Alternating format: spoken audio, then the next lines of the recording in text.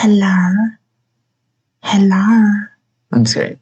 Hi guys, welcome to my remake tutorial of how to get this slayful hair. Okay, so what I'm going to be, and I'm just going to be removing this. We're going to be building it from the ground up, okay guys? So let's do it. Now, before I preface this, this is basically like an amalgamation of like tutorials I've learned from the other things I've watched. So bear in mind with me. So we're gonna start with an ambient occlusion. Oh yeah, wait, before I start, hold on. Let me show you how I got from to here. So let's say like we're starting with like so first things first. What you're gonna do is you're gonna turn on ambient occlusion in the EV shader. And then you're going to set to cycles because we need to bake this. What you're going to do is you're going to scroll down until you get to color management. Now you're probably going to either get like filmic or something like that. Set to standard and set the look to none. Now to get to here, where you're going to be in the combine shader thing. You set the render path to be color. You're going to get no shading and it's going to look wonderful. Okay. Now that we have the prerequisites or something like that, well, let's get back. So ambient occlusion basically gives your thing shading. Then what you're going to do is you're going to go to color ramp. This is going to kind of like keep this blank for now because if you want to adjust the shading later, then that's that color ramp. This is gonna be the one that changes the color and stuff. So let's say that what colors are we feeling, girly pops? I'm kind of feeling like let's like do like a cute little cyan. Because here in this household she was supposed to be a Miku, So for my type of hair shading, I normally just do whatever looks good.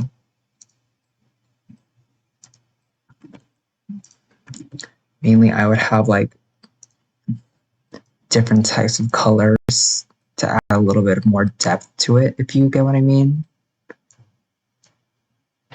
Like I would have like maybe like a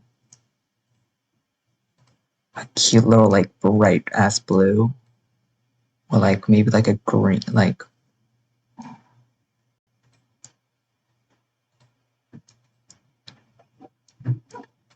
kind of like this or something.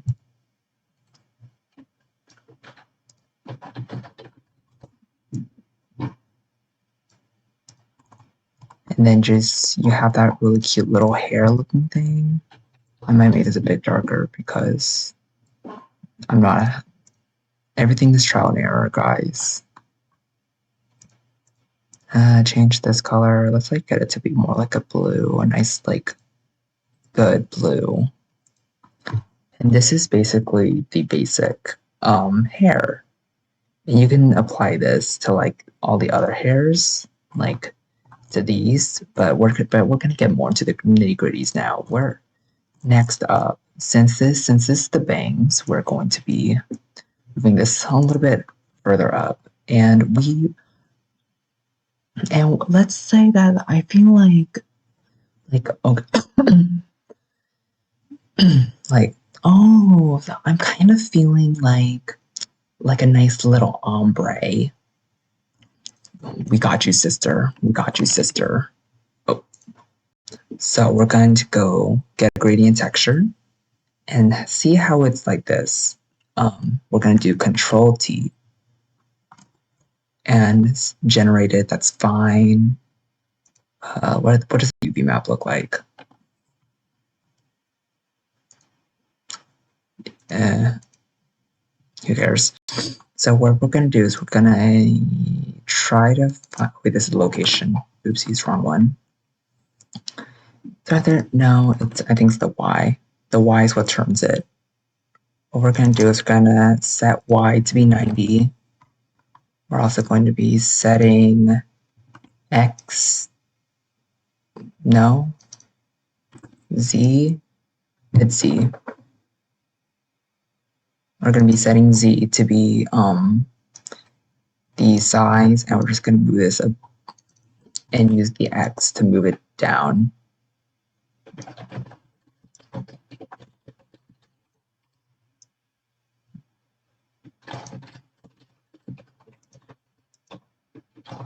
Basically, we're just going to like make this look good until we like it. I think that's a good gradient. So next up, we're going to be getting a mix. And then we're just going to copy and paste this. So this will, oh crap. So we're going to turn this to a color. We're going to set this to be factor. We're going to set this to be factor. And then put this to be result. Now there's going to be nothing there. Don't worry, you're fine. I'm going to put the main color we want it to be in B. And then we're going to set, we're just going to move the bottom one to be A. Now, even though it looks the same, look, ready, observe. Oh my god, did you see that? Yeah, I know you have. Boom. Congrats, you've done it. You've successfully made an ombre hair. So what I'm going to do is I'm just going to like make everything darker. And maybe hue shift the color a bit.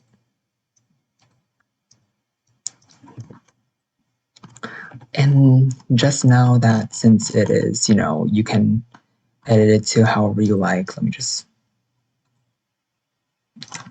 you can always just edit this. Like if you kind of want it to be more like noticeable, then,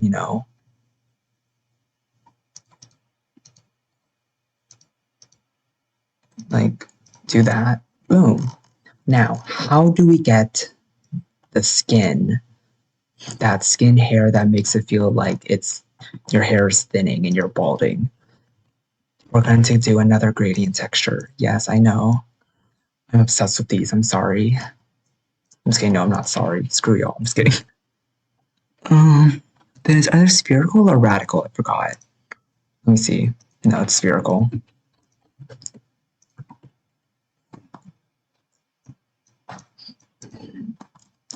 And we're just going to move it.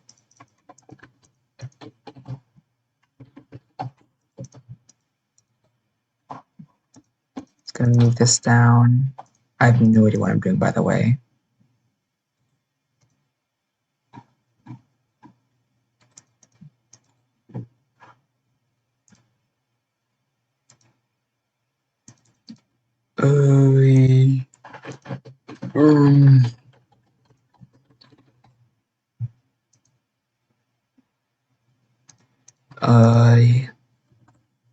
Yeah, no, that's good enough. Anyways. Now we're gonna get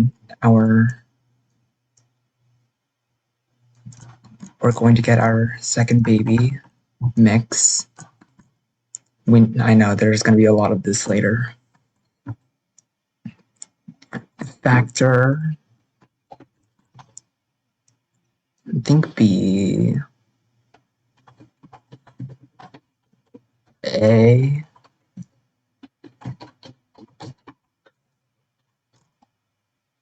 what?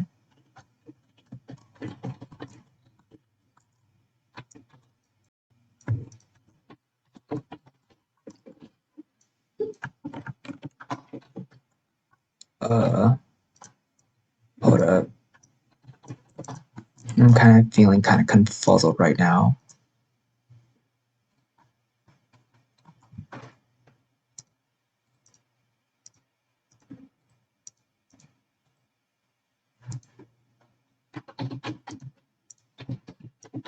Oh no, it's there. Okay, we're fine. So we're just going to put a skin color, I guess. Any will do, you know? Like,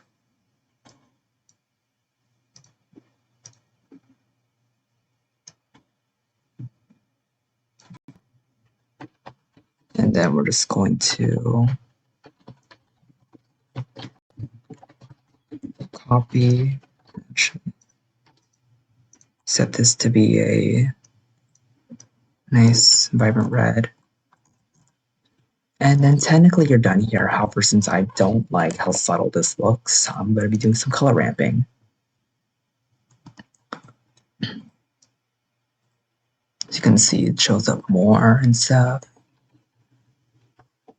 I think this looks pretty nice. We can also change the size of it, which I should probably do, but then again, I am lazy as hell.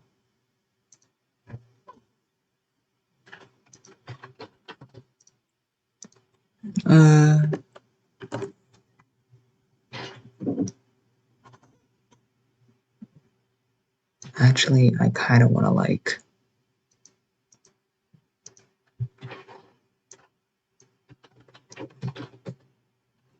I kind of like that. Okay. Now, how to get the shine. This one I have learned from a tutorial to how to make anisotropic hair tune tutorial by Lightning Boy Studio. That is the one that I used to make this hair. So what I'm going to do is I'm going to try to copy that.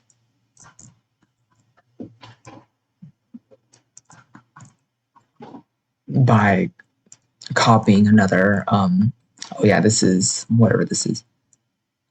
Here's the cute shine that you've seen in my hair. I'll be re-releasing this hair later. These type of like coordinates later. But basically, once you get it right,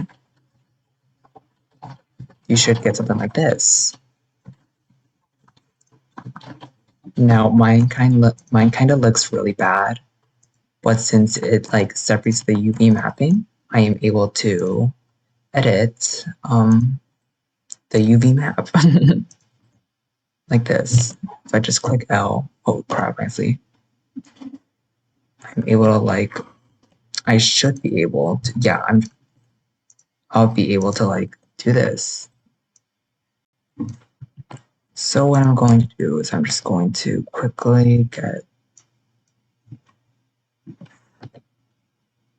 it's going to size this up. Okay, that should look good.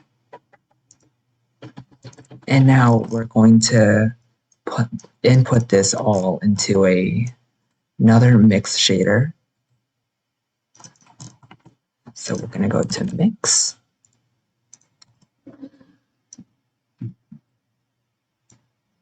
Okay, then we're going to color, put this into factor, put this as B,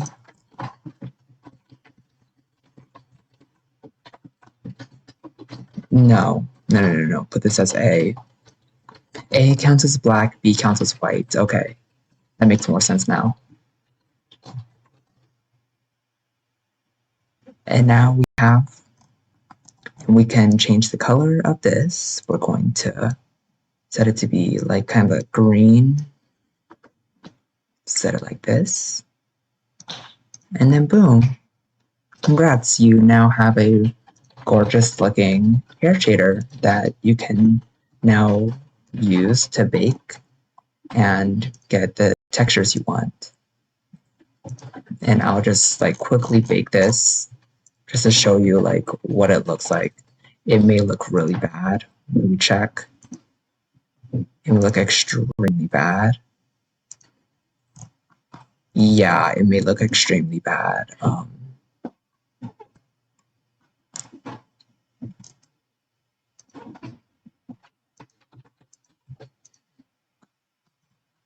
But like, other than that, like, we can just like set it to be for other hairs. However, if you're going to do this type of like hair shading, I recommend you have like don't do what I do and like separate like UV mappings based on like the parts of the hairs. You can see like this is one part, second part, third part, fourth part, fifth part. Because since we use the generated since in the mapping to get like the skin hair, we used generated, which means that basically just like generates like the type of like let's say like the gradient thing based on like the entire mesh itself and not like not the individual meshes. So if you're going to be creating something like this and you have like separated like hair meshes, I recommend you like instead of doing generated, I recommend you use the UV and then get the like, or like use like the UV from like using from these and then connect it into mapping and then you can edit it from there. However, since I merged all my things and did this without realizing, I am going to pay the consequences now. But yeah, that is my wonderful hair shader tutorial. Whatever this is, I recommend you like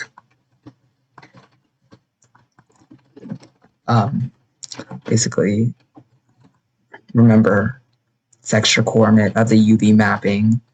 The UV mapping which I use for UV map number 1, I guess. No, it's UV map number is the main UV map. Put the camera active rendering and stuff. Because when baking the textures, if you have simple bake, which I have, when baking, click this and it'll bake to that UV map. Basically. Anyways, but texture coordinate UV map with this UV map, this is the active one, separate XYZ. All the X coordinates go to noise textures, which will be edited with the brightness and contrast. See these, and then these. These two get subtracted or something by 0.5. This one gets added by the Y UV, which then both get added back together, and then the color ramp is basically what controls the placement, as you can see here.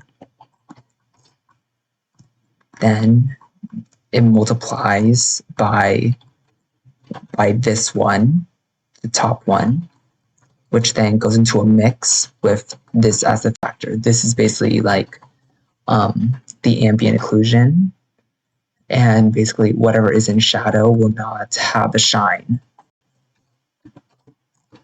And then all of this gets mixed into another color ramp, which basically controls like the type, like how much visibility you want the highlight to be, which then all gets mixed into your mix shader with your main hair shader with the color shine you want into the result, and then you have this. For the main back hair, for like this type of hair, if you want to have like same shader, I recommend you copy and paste it and then put it in here. However, omit the skin part of the hair. That's you don't need that. But other than that, you're basically like good to go. That is my tutorial. I hope it's better than the old one that y'all were forced to watch by me. Hope you enjoy. Hope you have really good hair, I guess. And may your texturing journeys hopefully be easier. Bye!